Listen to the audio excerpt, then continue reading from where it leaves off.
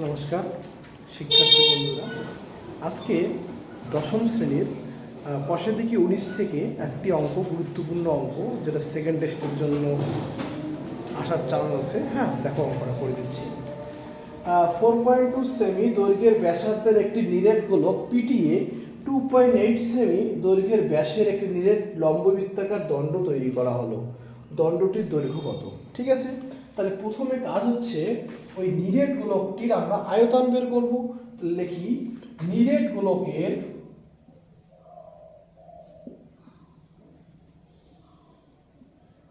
ব্যাসার্ধ 4.2 cm। ঠিক আছে, সুতরাং নিরেট গোলকের আয়তন, আমাদের গোলকের আয়তনের সূত্র কি? 4/3 পাই আর কিউব। তাহলে 4/3 পাই আর কিউব মানে 4.2 তার কিউব ঘন সেমি, তাই তো? এটাকে আমরা তিনবার লিখতে পারি।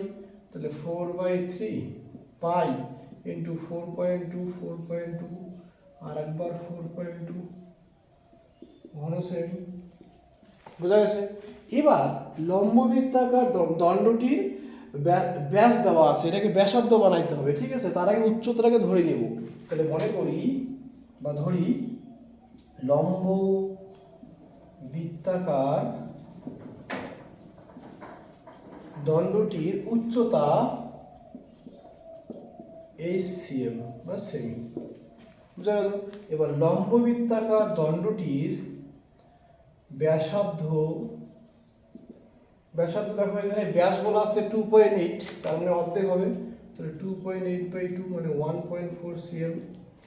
ঠিক আছে, সুতরাং লম্ব বৃত্তাকার দণ্ডটির আয়তন পাই আর স্কয়ার ইস, পাই মানে পাই আর স্কয়ার 1.4 তার স্কয়ার ইন্টু এইচ। তাহলে 4 ইন্টু 4 পাই আর স্কয়ার,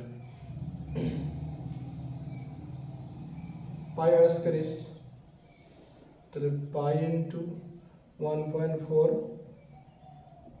দুইবার ইন্টু এইচ ঘন সেমি। বোঝা গেল? সত্ত্বে এই দুটো কি সমান?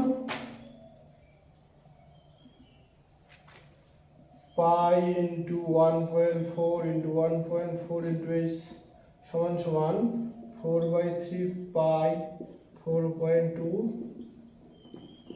তিনবার। ঠিক আছে, এদিকের পাই এদিকের পাই কেটে দিতে পারি।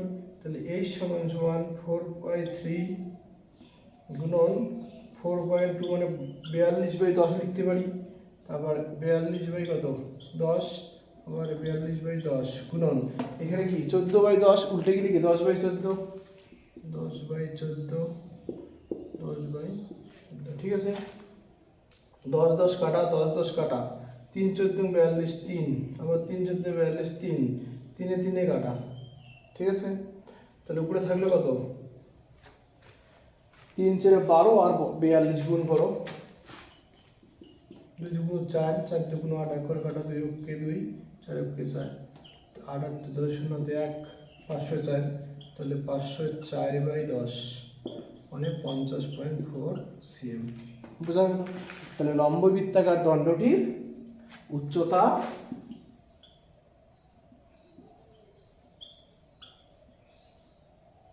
লম্ব বৃত্তাকার দণ্ডটির